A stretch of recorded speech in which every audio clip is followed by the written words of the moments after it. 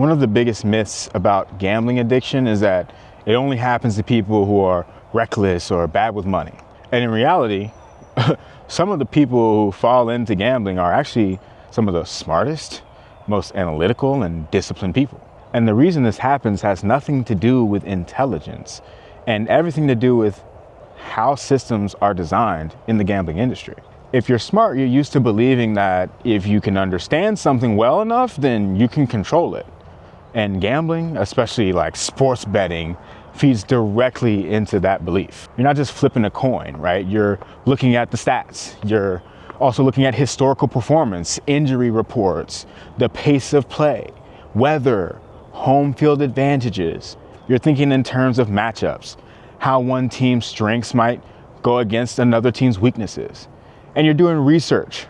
You listen to podcasts, you follow analysts, you read breakdowns, and you look at the trends. And eventually you convince yourself that you've found an edge, something the market may be mispricing, something that other people aren't seeing. It never feels like luck when you win or when you lose. It's more like failed analysis. Something went right or something went wrong. Smart people are especially vulnerable to the psychological concept called the illusion of control. When you understand the rules of a system, your brain assumes that you can beat it. Now, the problem is, sports betting isn't a pure skill game. It's a probabilistic system with a built-in house edge. And if you aren't looking at it from that perspective, then you've got it all wrong. One of the reasons gambling is so hard to walk away from is that losses don't register in your brain the way that wins do. Humans are wired with something called loss aversion, where a loss hurts roughly twice as much as a win feels good.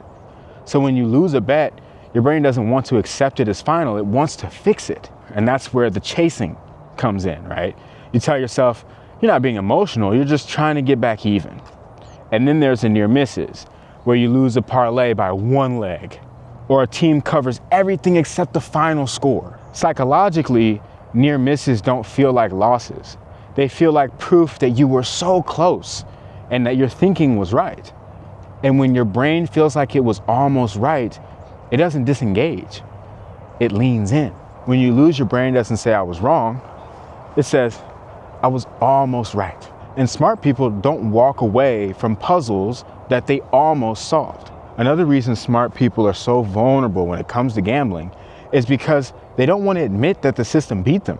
At some point, it stops being about money and it becomes about proving that you're not wrong. And if any of this sounds familiar to you, it doesn't mean that there's something wrong with you. It just means that your brain is doing exactly what it was evolved to do in an environment designed to exploit it. I personally think this is a really big issue, one that's worth addressing. I mean, we're seeing a lot of people ruin their lives over gambling. So we're actually building an app to help you monitor and control your gambling. It's called No Dice. And we're serious about solving this problem. So we're actually giving the first 500 people who sign up for the waitlist a free year of access to No Dice. And you can actually sign up for that waitlist in the link in the description down below. So if this sounds relevant to you or anybody that you know, send them this video and click that link in the description down below to join the waitlist for free.